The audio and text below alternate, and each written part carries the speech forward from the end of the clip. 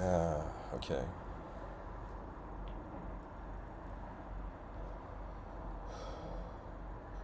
Hello, everyone. Uh, for today's episode, um, I don't know how to say it, but I've been coughing a lot, and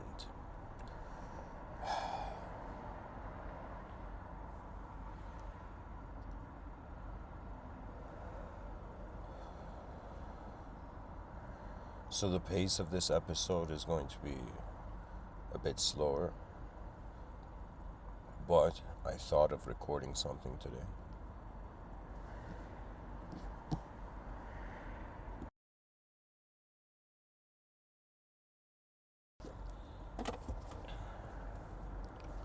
So, excuse the pauses, the coughs, the changes of attention, and whatnot.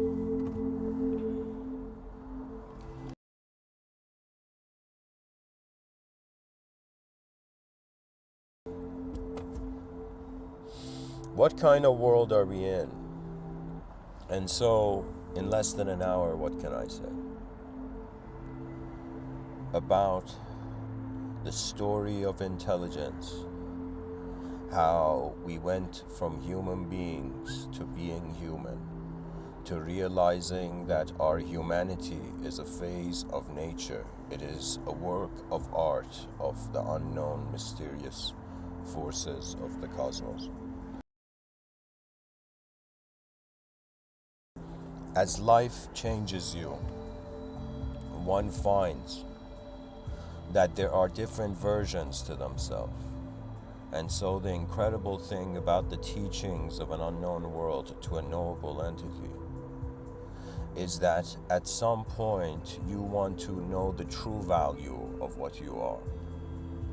You want to see what your mind can do before your access to it is dismissed. O human beings, Earth is not your home only. Earth is an interstellar workstation.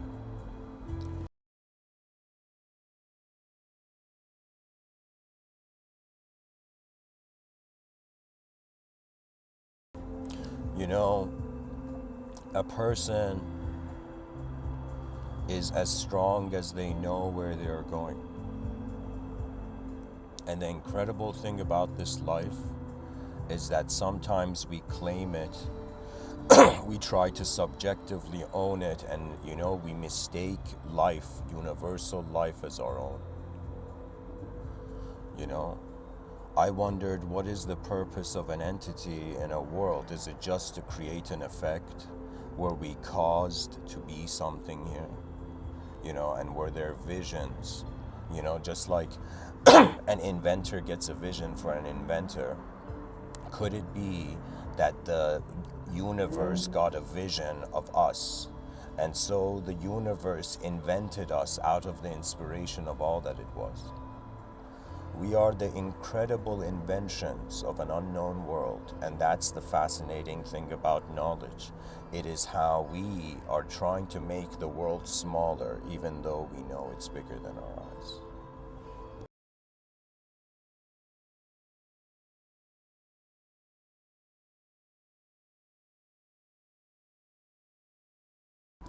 I ask myself, what will happen to human decency? If we were to envision the next 1,000 years, what sort of human nature will we see? Will we see a humanity that fears how the world will change, or a humanity that can't wait for the world to change? You see, the worse, the more of a worse place the world is, the more motivation, inner motivation is there for the world to be different. I find that when it comes to consciousness, consciousness is a sort of technology that is a relationship with the environment.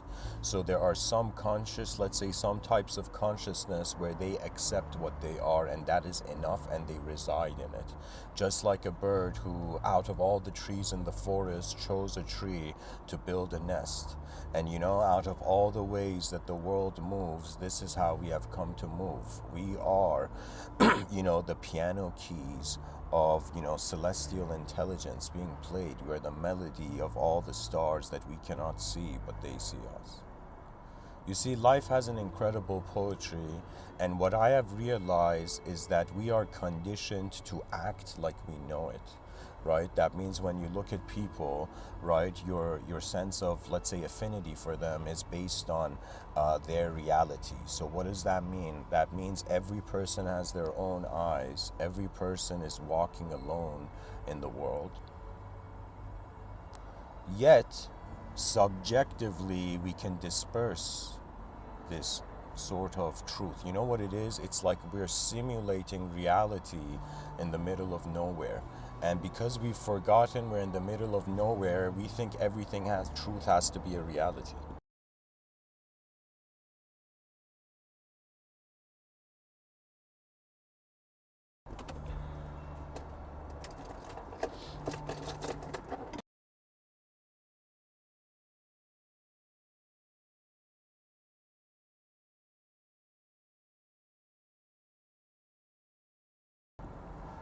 Recently, I have noticed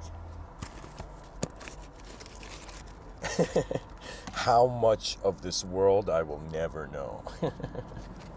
you know that means even if the edge of the world was finite, okay, if the edge of the world was knowable, even if right now we had a technology that could measure the whole world, because it's changing, it's never the whole world. It's like what humanity forgot is that it's very hard to believe in truth in a changing world when the sense of self changes and so does your world. So in a changing world, man is seeking truth. In the six in this excuse me.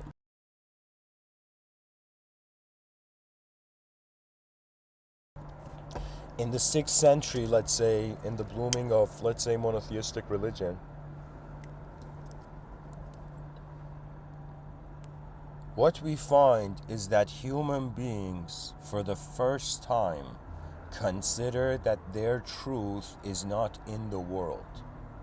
And this is the very important thing about the idea of God, which many people don't notice, right? That it was the first time in human psychology where mankind was like, yo, it's not an object and it's not conceivable. It's not even a subject. This is why like polytheism is seen as a sin in monotheistic traditions, right?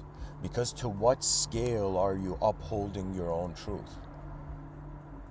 And somebody would be like, Mr.Within, what is truth though? We're like the periodic table reincarnating as, temporary personalities, It's like, what is truth in this situation? And really what truth is, it depends on intelligence.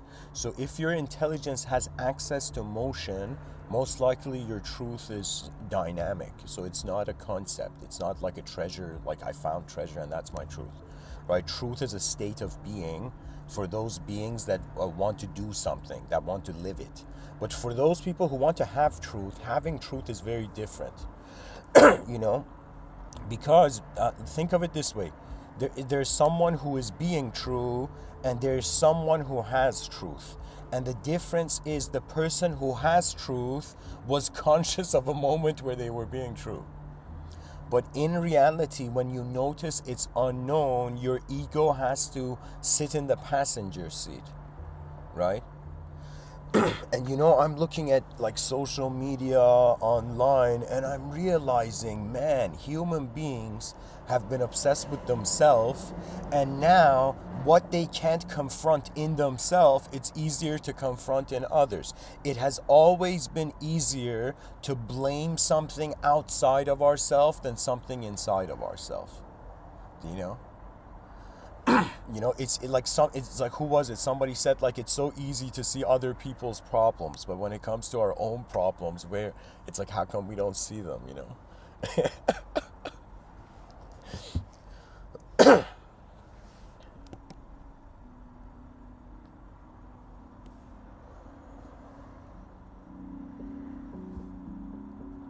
So, from human beings to being human. And so, what do we do about our humanness? And, you know, how can even somebody provide a commentary on human nature? Whoever you are, feel free and welcome to ask questions and engage in this talk I'm giving. You know, at first I thought that these talks I'm giving are just me, but then I realized like the chat section's probably like the universe wants others to engage them. But anyways, going back to it. So from human beings to being human, and so what sort of psychological transitions can we expect in the next 1,000 years? And it's another way of saying what kind of human beings are going to be projected in this world. I have this view that I think that the human being is living two lives simultaneously. And because it's living two lives simultaneously, it is not content with the findings of one dimension. So what does it mean? It means that a person should have an ability and a capability to just consider that a multidimensional being can acknowledge each dimension separately and can acknowledge the dimensions together. If right now what we are as human intelligence is a multidimensional event, it means that we should not react to information. So what it is it's not enough just a person received information. The next question is, from where did that information come from?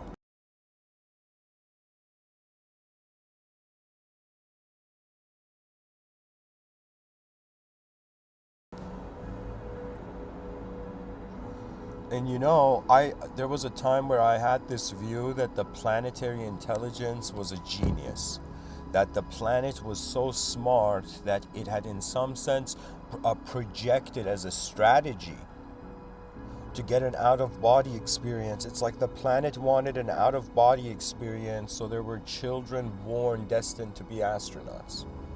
You see, I find this, that what we think is just a human result is actually a universal result. So what it is like the person's like, where did I start from? And then where did the others start from? And where did the world start from? And in some sense, where did consciousness start from? And you begin to see consciousness as its own ignition. One of the most unique states of mind that a human being can acknowledge is a state of mind prior to their self being mobilized. To me, imagine you were born in an era of human history where giant robots were a thing. Imagine a sort of Evangelion parallel reality, right? So imagine being inside a giant robot, right? And before pressing any buttons, moving your hands and having the limbs of the robot move in accordance to your own movement.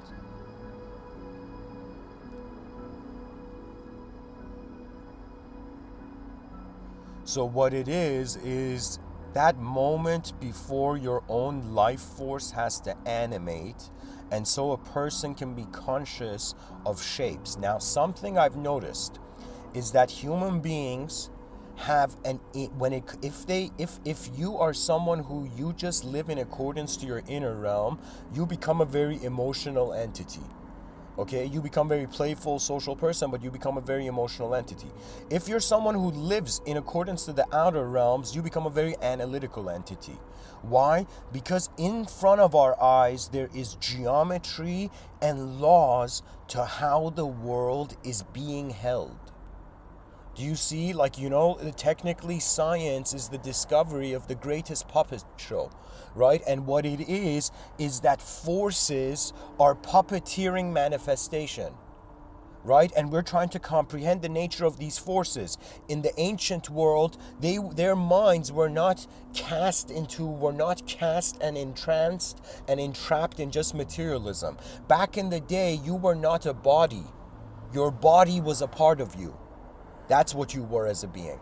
But now you are your body, and anything happens to your body, you think it is the end, because you have not understood. You are the director of all the actions within your consciousness in their meaning. So what it is that the human being, you could be a child born in some part of the world and you'll be like, why world? Why have you brought me in this corner of manifestation? Why have you allowed hell to leak on earth? To leak onto earth? And so you see that earth is a fascinating place because the defeated and the successful are in the same room. Their conscious attention will eventually become responsible for the essence of being. So what that means is if I identify as my body, I'm just living for an individual. If I identify as my mind, still I'm living for that mind that's connected to the body of the individual. But if I live for the context of my world, if I ask myself, why are you here, world? And I just wonder, do you know, it's as if, imagine you are like this, imperial swordsman, and you see a talented warrior, right? So similarly, imagine you are the most advanced world and you are seeing a talented world. And that talented world is the eyes of the human species, endlessly strategizing till the end of time to keep itself on a stage where it cannot even see the edge of. It's so fascinating. The evolutionary urge towards survival is to keep a known object and subject in an unknown space till the end of time. It's as if, do you know what it is? It's as if a question mark is better than emptiness. So the species is like, I'm going to stick around as a biological entity rather than just, being consumed by the void. Because it's so easy to see emptiness. Do you know? Who is it? Somebody said it's like it's so easy to break a house of cards, but it takes so long to build it. Same thing with buildings, right? Similarly, a person can destroy their own self-worth. Do you know? I've had days where like I felt like the day went great, everything was great, and at the end of the day, regardless of my rationality of how great the day was, an emotion came. And the emotion bypassed all my analysis. That means if analytically everything made sense, an emotion came that made me feel what made sense didn't make sense, or something was off, or it's as if like a soul, in a side world, feeling as if it's missing the main one,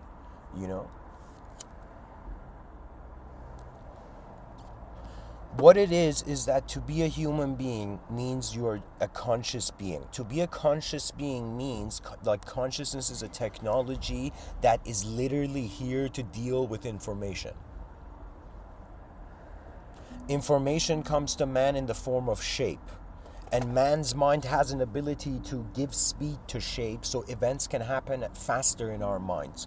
If you're an artist, like 100%, you've probably like gone for a walk and envisioned something and then attempted to draw it. Do you know? There's so many types of rhythms. There's so many types of human beings.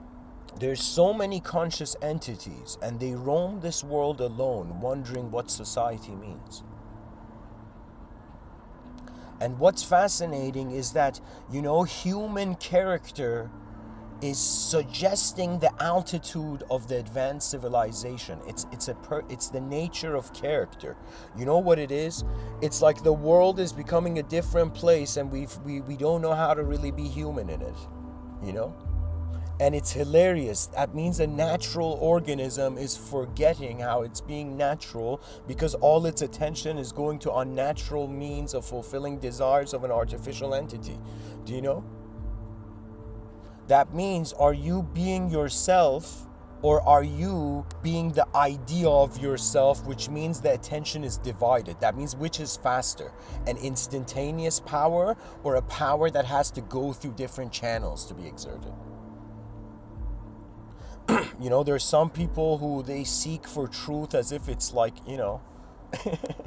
as if it's like a video game where you got to complete all the levels of. And there's some people who are like, truth means that something is instantaneously true.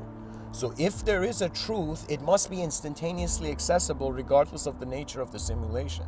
Right? And how can in a world that was causally true, there be a simulated effect? It's as if the mirage in the desert was actually there. But in the inner realms.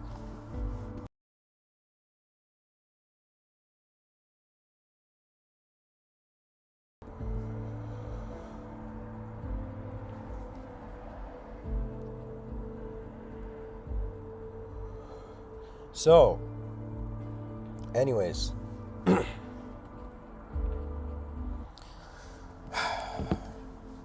I would like to say this, that life is hilarious because when you're younger, you're trying to be perfect. When you're older, you suddenly notice the imperfections. And among all the imperfections, you realize the imperfections were there, and the youth ignored it, for they lived for their inner realms. All that we seek is the advancement of our species, the greatest mantra ever said.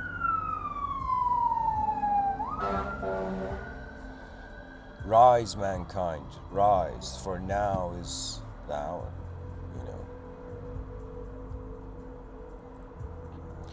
you know. And something I asked myself, there was I think it was yesterday, right, where I was just alone with myself in my balcony at night, having a cigarette and just being like, okay, let's say that I died right now. And in some sense, I went to my next lifetime, and from my next lifetime, I wanted to remember who I was in my past life. Who would I be? You know?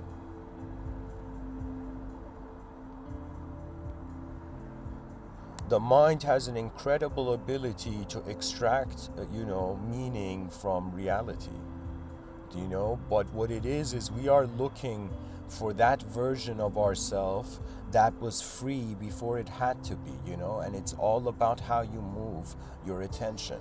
you know I understand that people could be suffering. I understand that there could be many problems, but I also understand that if you sit down for 10 to 20 minutes, just still and silent, and just for a second press pause, on what the world has to mean and what you have to be, and for a moment just watch where you are. It's as if like an invisible attention, an invisible wind is moving through the branches of all the ways that energy changes to itself. It's as if the universe is playful, and when man is serious, he forgets how the world works. We're not here to, in some sense, be powerful beasts because we have lived it. We have lived in the savageness of animation. That means if I wanted to be a wild person, I would be like, man, why was I born in 1991? I could just have been born like when the cavemen were alive, where there was no logic, no rationality. And even though in the inner realms, maybe the caveman was way more conscious, but it could not control its body. Right? For me, I don't know why, but ever since I could as a child I could wear my own clothes, I have this feeling every morning that I wake up, I am dressing myself in format. You see, that means for me, I have wondered, who am I when I am in deep sleep? This is one of the biggest mysteries. That means I come here in front of the audiences, right? And I'm like, okay, my real name is Amin. I'm using this online alias called Mr.Within. And I'm like, okay, advanced civilization. But you want me to tell you something? When I sleep and in deep sleep, I am no one. And I wonder how hilarious is it that when I'm awake, I am living for the ambition of my ego, but when I am asleep, it seems there is no theater to move in.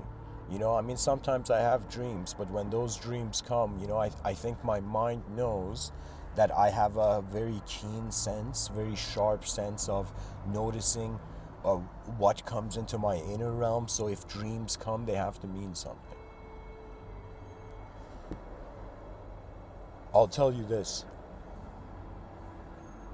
My observation of human nature is that it's a multidimensional being, but it is suffering because its body is locking it down into thinking that everything has to be dualistic only.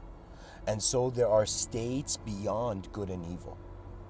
And some people would be like, what do you mean, Mr. Within? And I'd be like, what do you think the concept of God is? God surpasses good and evil. Truth is beyond heaven and hell. Heaven and hell are just the subject's destiny for itself. You see, I am not saying don't believe in paradise, but I want to ask you the question, where do you think Earth is? And many scholars have said, the Earth is in the heavens when we look at the sky.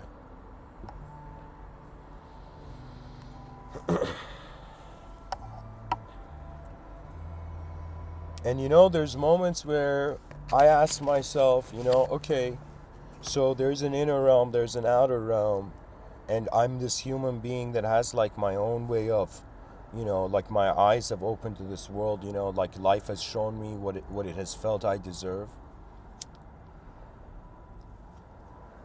And so it's kind of like the cool thing about karma is that you feel like it's a live stream. Do you know? Like that's the incredible thing about just being present, right? That means somebody who's present is like somebody hilariously too busy to think of time, right? And every day I wake up, it's literally like I'm this attention, first person point of view attention, and I'm like, where should this attention go? And there's so much familiarity, it's like this might sound like a bizarre thing to say, but it's like a person getting tired of their emotions. A person getting tired of their emotions because the emotions are like empty promises, And then the person is left being like, okay, if I am not an object, if I am not a subject, if I am not my emotions, if I am not a self, if I am not a world, if I am not samsara, then what am I? And you begin to realize for the first time the character on the screen of the film projector on the wall realizes that it's not a character, it's actually the projection of the projector. So when you realize your body is being projected very differently than how the mind is being projected, instead of mankind being fascinated by extraterrestrials landing on the earth, we begin to discover that there is a way that the mind moves, that it has a familiarity that is not terrestrial. So it's as if before there was stuff in space for consciousness to acquaint itself to, there was space. And so what if the consciousness was the space?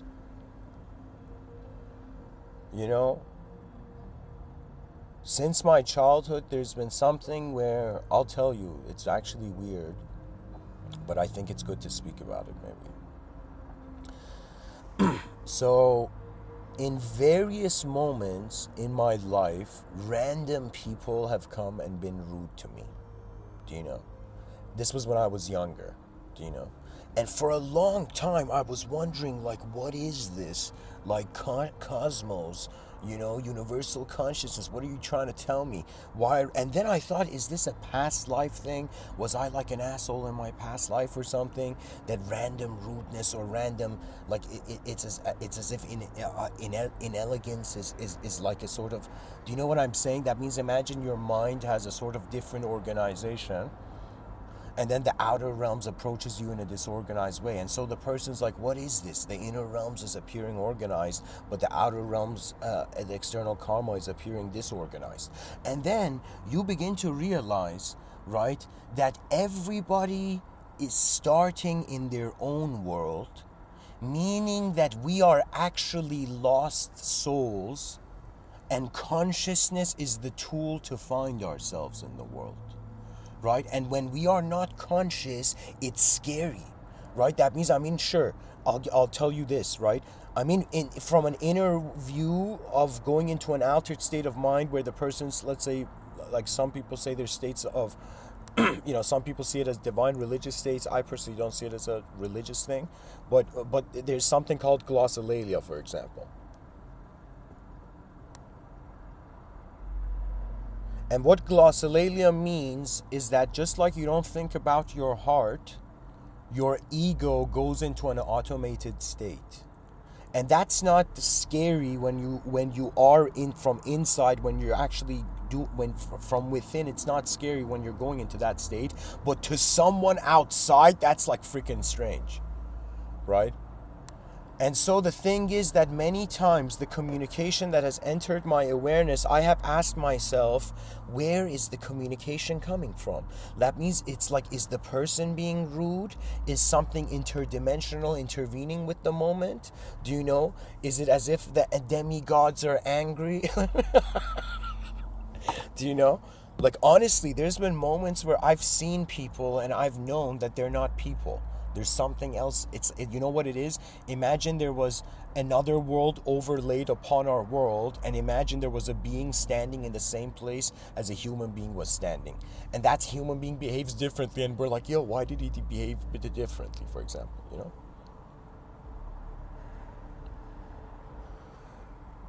What I have noticed is that what really strength is, Lao Tzu says this in the Tao Te Ching. Lao Tzu says mastering others is strength, mastering yourself is true power, right? And Lao Tzu, like, this dude was alive, what, like 1,000 years ago? So we can't ask him, but we can imagine, right? We can for a second wonder, okay, so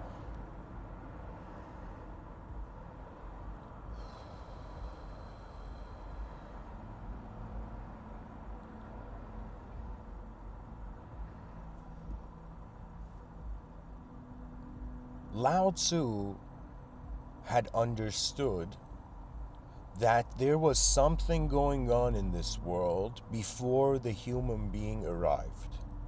And so, if the human being, the less effort we put in trying to be a human being solving a problem, it's like the less we were a self in the moment, the more we got to experience how the world was going. Right? Usually those people who are some people are naturally born like this, okay? You know, just like how you see, for example, dogs or goldfish, there's an earthquake. When I was young in Iran, there was an earthquake, okay? But it was in the morning, and everybody, it was like a weird alarm clock earthquake. Like the earthquake woke everybody up in the morning, right? Like 9 a.m. in the morning in Iran. But it was an earthquake where it was very small in the Richter scale. I think it was like 4 or something, right? But we felt the house shake, right?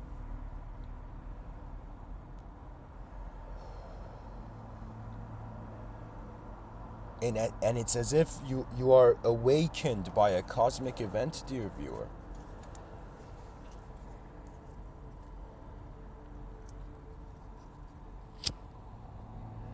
You know, I was looking at social media, and it felt like this overcrowded bus that was headed towards a cliff.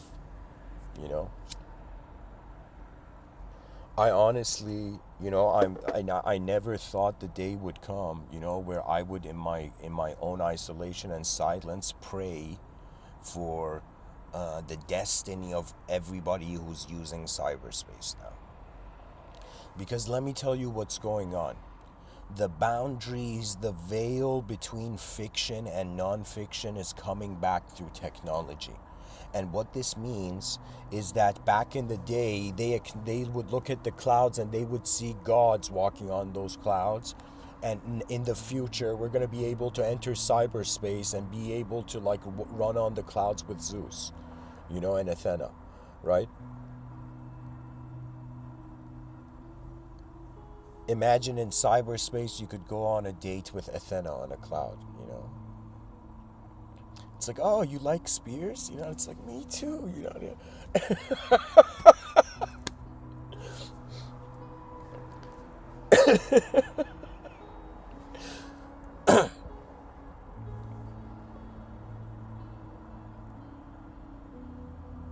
What it is that reality is an original beauty, okay? There's an original beauty to it.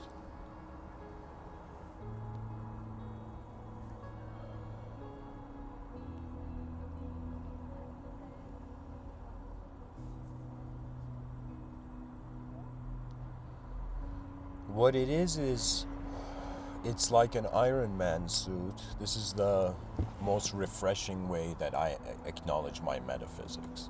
You know, for me, like the Heraclitus called it the logos, this inner guiding voice. You know, for me, it's kind of like Jarvis, you know, talking to Tony Stark in the Iron Man suit. You know, every person has a sort of intuitive connection to a sort of way their presence is here as space before time is, you know, uh, uh, storytelling the self. So what it is I've realized like the human being, it's not enough just to be given something, and what it is people have to ask themselves what archetype their soul deserves to function through.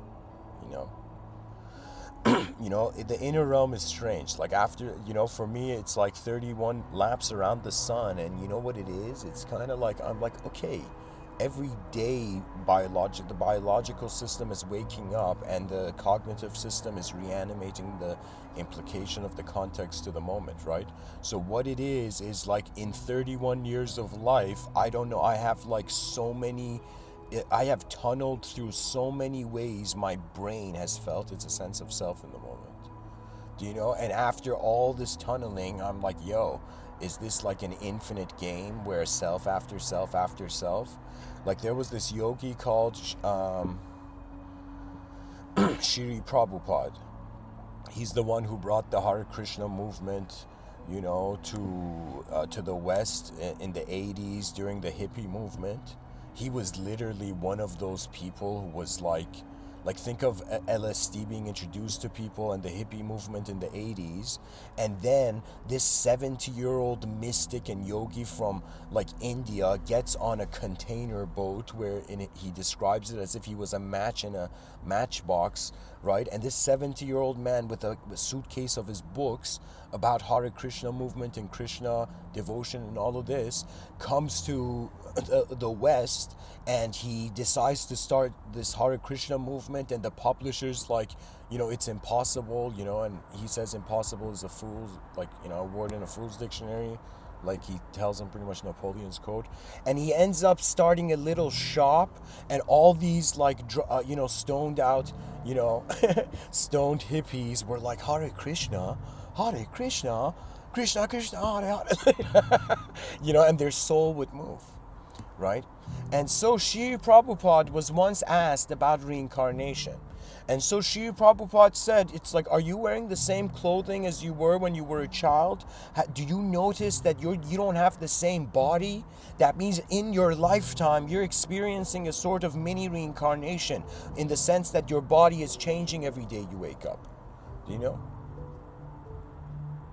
I would say my body, maybe it has experienced one physical existential lifetime, but my mind, every day I've woken up, it has experienced like thousands of lives, thousands of days where the self has felt, you know, successful or failed, you know. What it is like, where is the vision of mankind going? Right? Isn't this something that all our hearts wonder about, regardless of our analysis, regardless of how we judge the world? We're still in it. And so how should the actors act when the director's not on set? You know, it's as if I have this theory, okay, that if there was God or a creator, the creator, if it's testing mankind, the test is in some sense the creator's like, when are these creatures gonna realize the greatest creator in the cosmos created them, that their souls are from the greatest, let's say, inconceivable source of being. And so when man trusts himself, that is in some sense the greatest prayer, because you have honored what the divine has made. You see, it's in some sense, regardless of your approach, the mind is like a technology where every day you can wake up and entertain a context, right? Literally, they could have like days in the educational system where kids in middle school, they're like, okay, kids, today we're gonna experience what it's like to live in like a Muslim. kind of experience? Like, how would it be in a Muslim society? Like, how would it be psychologically to live in like a Western society? Like, do you see what I'm saying? The thing is that the human being is not an idea, and this is why the concept of the soul is so profound, because it's as if when man goes to search to see what he is, he discovers the magnificence of the mystery of creation. And the reason the universe is a question mark is because man has to wonder if he is the answer to what the divine has brought forth. It's as if the universe is watching mankind. You see, the audience is here, the actors are on set, and people are like, yo, is the director here? Where is God? Is God even in the world? Did God create this world like an artwork and go on to another world to create? Like, what is going on, right? And on some level, the human nature is constantly seeking the beyond. Like, we should call this the beyond urge, you know? The urge to constantly go beyond oneself. This surpasses survival. This means that as the brain was becoming more sophisticated, it wasn't just eating and getting shelter and surviving and reproducing. The genetical program didn't just want to physically exist, it wanted to feel its existence. Then it wanted to know its existence. Then it wanted to surpass its existence. Right? So the nature of intelligence and ability, if you're someone able in anything, is to surpass that ability. And I will give you I think this is one of the best recommendations, it's one of the best things somebody can say: begin your secret advancement. So what this means is that every person, this is my opinion, is that at some point in life we're like birds. We can't just keep flying, and we get tired and we land on a branch. And out of all the branches that a bird lands on through its lifetime, like some branches we land more than others, right? And so what Mr. Within is saying is that, okay, temporary creature that's here for a little while as an opportunity for consciousness to see how advanced it can be, advance. It's advancement. It surpasses personalism. If someone comes and says, Mr. Within, are you saying civilization should advance because of your own, selfish desire? And I'll be like, no, because I have thought about what would be if all the ideological systems, if all the ideas that we're trying to answer what is the purpose for human species, right? If it was a gladiator arena and all these ideas were fighting, the concept of the advanced civilization is the greatest idea on earth. And some people will say, Mr. Within, how about God? And I'll tell you, God is not an idea. And don't treat it as such, because that's the same as like object worship, subject worship, right? The point of God is that it's a living force. So when there is God in the room, it's another way of saying the world is alive. That means whether life is in the room or not, life has access to the room. And so it's as if we are guests in an unknown world.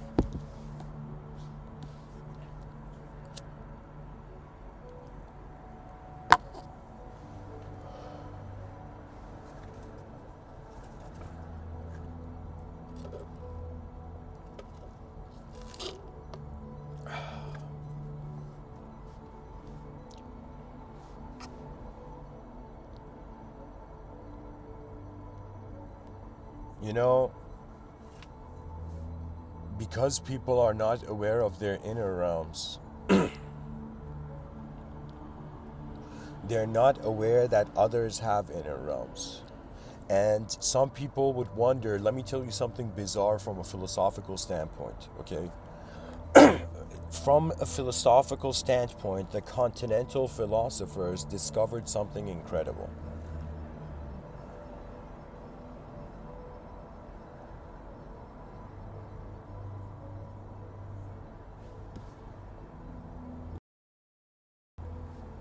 In response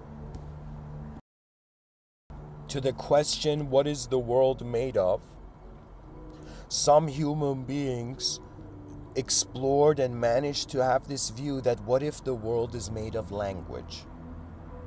And so to some degree they were correct, because what the moment means has to do with how the character is inside a story. So whoever you are, how you feel, you might think like the emotion you have right now is like something you have to have, but let me tell you something. Your emotion adjusts to your contextual vision. So what that means is a concept doesn't exist alone, it's in a world. There's no such thing as a self without a world. So when you understand this, the person begins to wonder, what is the unknown context to the unknown concept of self? And the unknown context is either the concept of God, or it's the concept of an unknown living universe, which is as beautiful.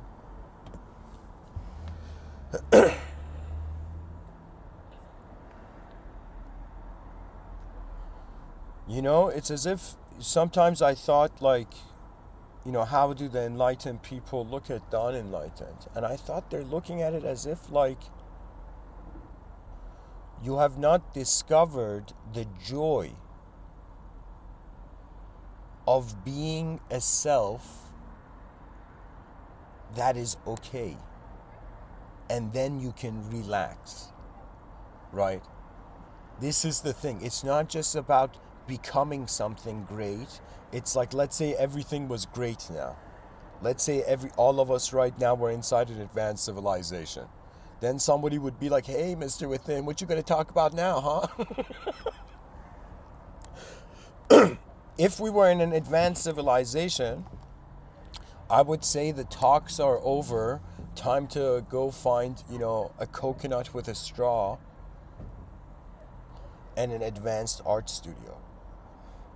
Because let me tell you why I feel right now there is a responsibility that is thrust upon the individual. Shakespeare says some people are born great, some people achieve greatness, some people have greatness thrust upon them. And what greatness is not something just limited to a few. Greatness has an inner approach and an outer approach. That means the idea has two types of ways to look at it. When it comes to inner greatness, how greater are you than who you were yesterday? When it comes to the outer realms, how great is the world than what it was yesterday? You see, I want the species, which has been this creature that has been obsessed with its own continuity, to realize that if 8 billion creatures could design an advanced civilization and then relax, like, do you know what I'm saying? Sometimes I feel like I want to tell all the good and evil people on the planet who are in conflict to like stop. Like imagine like the United Nations were like, okay, all the nations that want to fight each other, it's cool, you can fight, but you got to stop right now. And imagine all the nations that were at war, they pause. And they're like, why? Why did we stop? Why did we press pause on the multiplayer, let's say, like Counter-Strike video game? Do you know? And so it's imagine the good and evil pause on their agendas.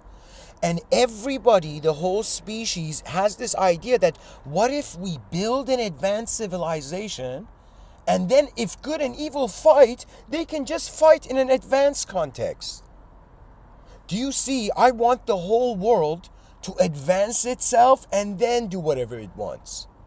Right? Because now it has the rare opportunity to do so. Because we can communicate. Communication set us free from the animalism that was an emotional, unconscious bulldozer in treating the moment like that. And my laptop has 10%, so this talk has to end soon.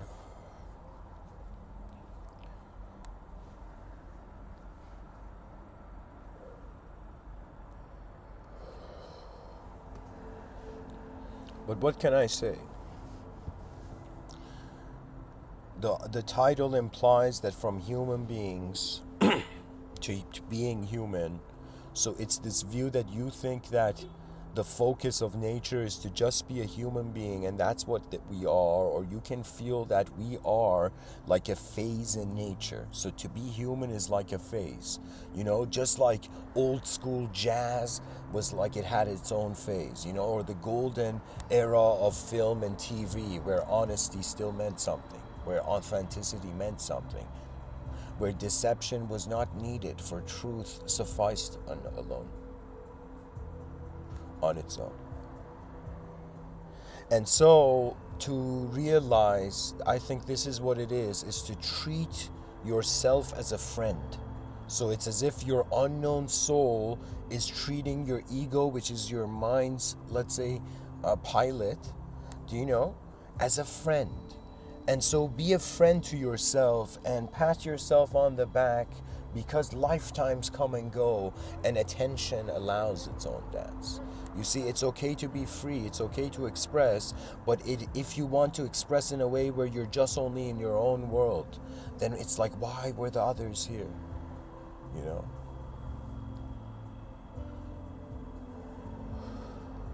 Is the purpose of life to advance all that it means?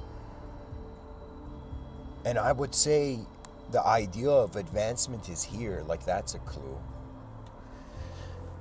And in the subtitle, I've written a commentary on human nature and what kind of beings are we. I think that, okay, let me focus on that question. So if somebody was like, Mr. Within, what kind of beings are we? I would say we're beings that are learning from how we are changing. And because we fear how we will change, we prevent ourselves from changing naturally.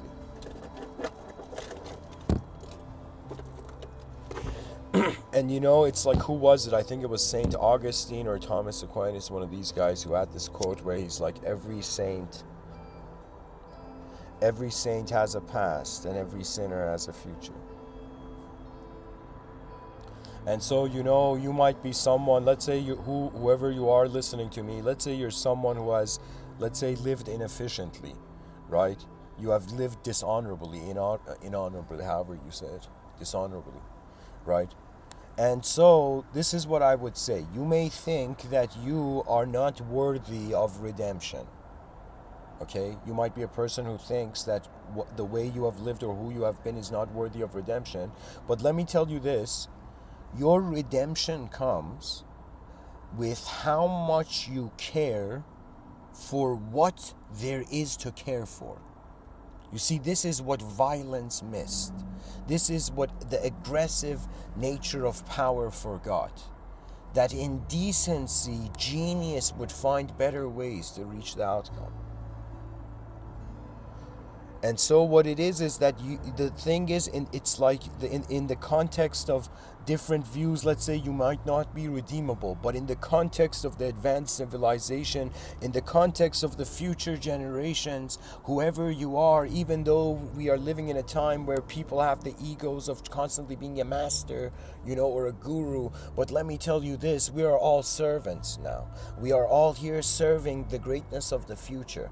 Let me tell you, that's the great game. Do you know? Because our lives come and go, and it's kind of like when we awaken from the dream, we wonder why we were dreaming in the first place. And to truly be free means to truly be in a free world, right? So for me, I was like, okay, let's say I choose to take a spiritualist, escapist approach, and I'm like, yo, civilization's corrupt, dishonest, and foolish, and savage and violent. Why should I care for this? I'll just go in the Himalayas, sit under a Bodhi tree and kind of Buddha it out, till the end of time, or Mahasamadhi out of here and go somewhere else as a being, But why am I here?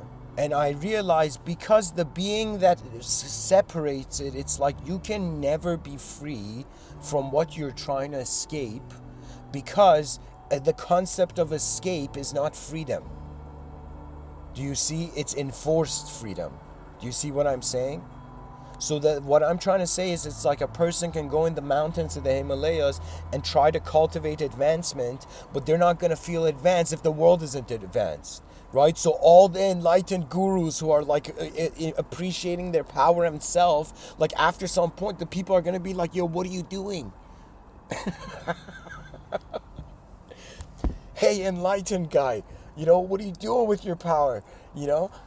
And the enlightened guy's like, let me enjoy my cheesecake, man. It's this $2,000 cheesecake.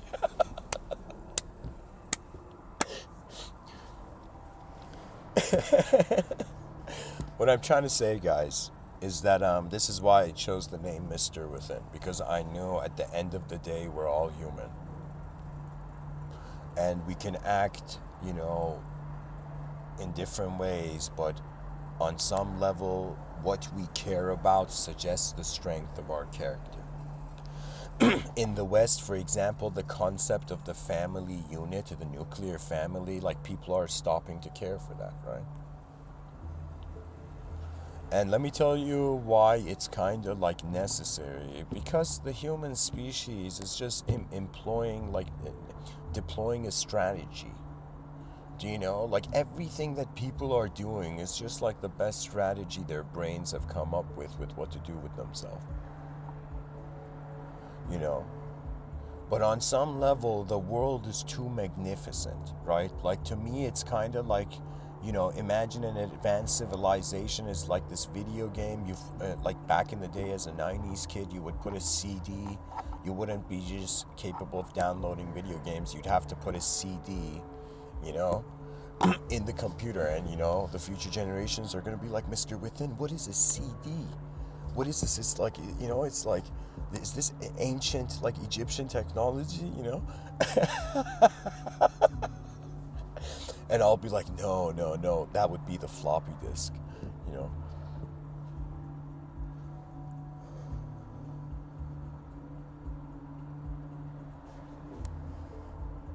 Anyways, where am I going with this? And the laptop's probably going to end right now, 4%, yeah.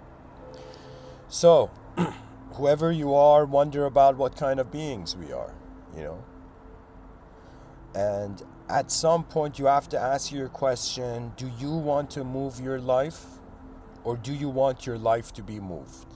And sometimes in spirituality, from a non-dualistic perspective, you're going to be like Mr. Within. There never was me, and it was always the soul of the world moving, and it was the dream, of the Atman, that it had forgotten the Parabrahman was alive here first.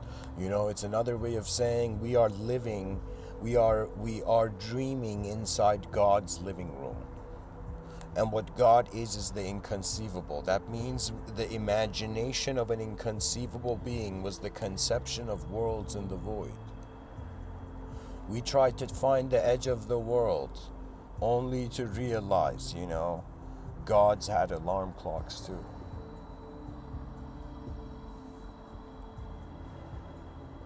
The Great Awakening, the remembrance of truth.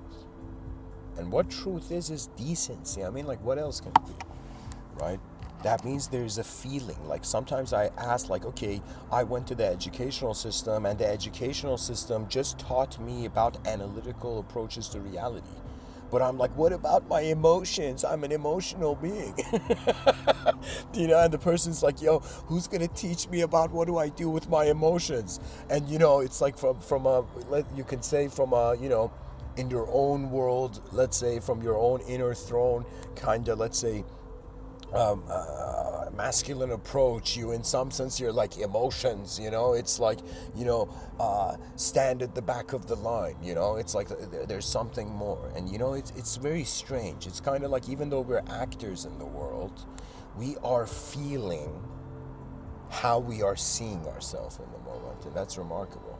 So there's a complete emotional dimension. And sometimes you might wonder, what is the purpose of emotion? And I've realized, if there's an emotion, most likely it's to make something dynamic.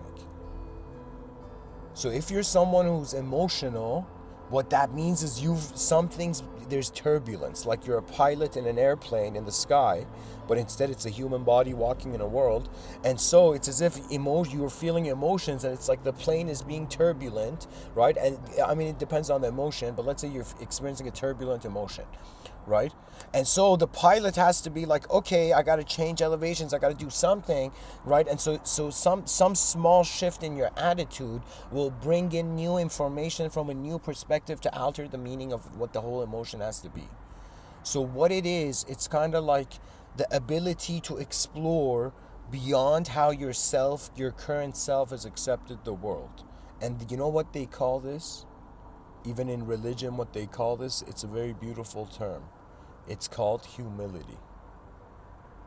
Humility means that you honor your inner realms and outer realms, but you realize they are honoring you back because you are the third component to the world. That means they would say, the world is made of Purusha and Prakriti in Vedic thought, okay, in Vedic let's say ideology. And Purusha and Prakriti means matter and space. So they were matter and consciousness, right? And so they were saying that matter and consciousness simultaneously arose, and people thought the world was just these two. But guess what? We were the third view. So it's like matter, space plus consciousness equals the possibility of worlds and time.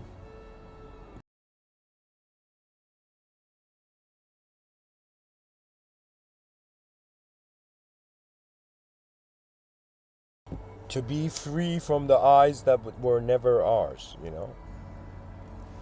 To go beyond the conditioning of the cultural programs and to realize that what deserves to be here is a universal being. That's what the civilization and all the agendas of ideological systems are taking away. In their own, let's say, egoic pride, they forget that it's just a species on a rock. What are we fighting over for? You know? You know what it is? I think that the concept of war should change. Instead of, for example, let's say Russia and Ukraine having war,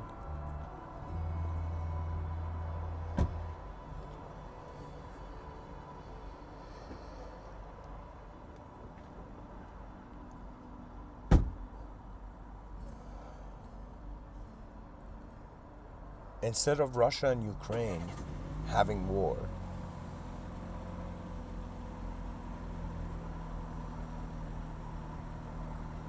in some sense, imagine instead of having armies with guns invading their lands, imagine they had armies of intellectuals. And so instead of there was